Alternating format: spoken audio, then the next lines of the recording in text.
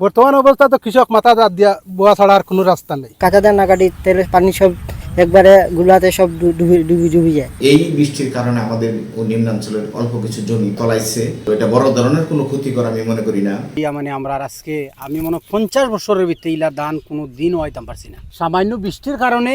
আর যদি মনে করেন পানিটা আমরা নিঃশ্বাসের অবস্থার থাকতো, তা আজকে আমরা এই দশাটা হইতো না। নদীর দুইটা পারে ওইদিকে গাং ছিল না, এই গাংটা কাটার কারণে আরো কত হাজার হাজার লাখ লাখ কোটি কোটি টাকার ধান আজকে শেষ হয়ে যাইতেছে। সরকারের কাছে আমরা একটা আবেদন করি আর যে সরকারে যদি নদীর দুইও পারে রাস্তা থাকতো এবং বাদ দিত, আজকে আমরা এই অবস্থা হইতো না।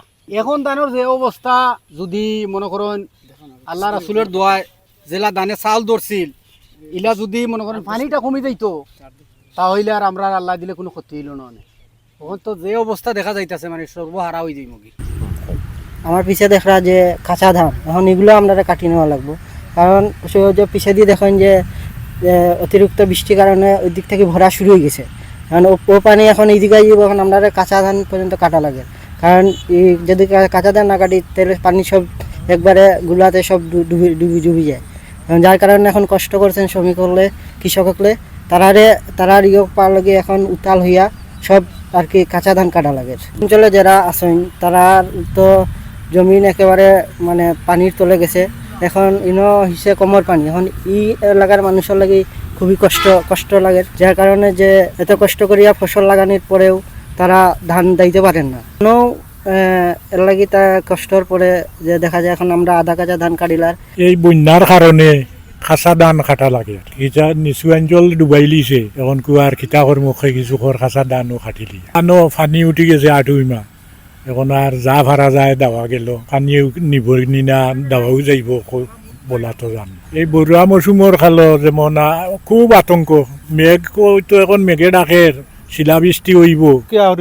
যে মানে কন্টি নদীটা আছে, এই নদীটা যদি নাক খুদন হয়, এই আমরা আকালুকের চতুর সাইডে যারা কৃষক সকল আছে, কিন্তু আমরা সব মরা ছাড়ার কোনো রাস্তা নাই। মানে সরকারে জানি বছর কয় একটা খুদন করব, এটা সংকলন করব।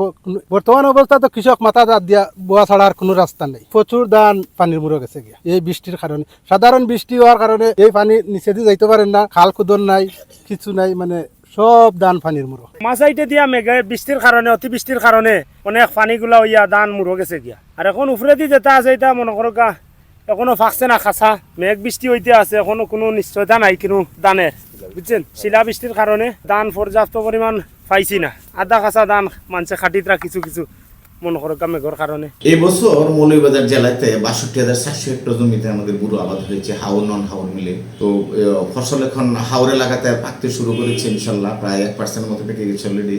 আমরা আশা করছি খুব দ্রুতই ধান কাটবো। এর মধ্যে আমাদের জানেন যে কিছুদিন আগে আমাদের কিছু বৃষ্টি হয়ে গেছে। তো বৃষ্টিটা আমি মনে করি যে মাঝারি বৃষ্টি বলা যায়, ভারী না আবার খুব কম না। তবে এই বৃষ্টির কারণে আমাদের নিম্নাঞ্চলের অল্প কিছু জমি কিছু তলাইছে। তো এটা বড় ধরনের কোনো ক্ষতিকর আমি মনে করি না। তারপরে যদি এখন থেকে বৃষ্টি আবার যদি একটু পাতলা হয় বা একটু কম হয়, তো হয়তো বা আমাদের সেই যা কিছু নিমজ্জিত হয়েছে এই জমিটা হয়তো বা রিকভার হয়ে যাবে। আর যদি ভারী বৃষ্টি হয় তাহলে হয়তো বা আমাদের ক্ষতি বাড়তে পারে। ওভারঅল কিন্তু আমাদের ওয়েদার কন্ডিশন কিন্তু খুবই ভালো ইনশাল্লাহ। Well done, side by side, free.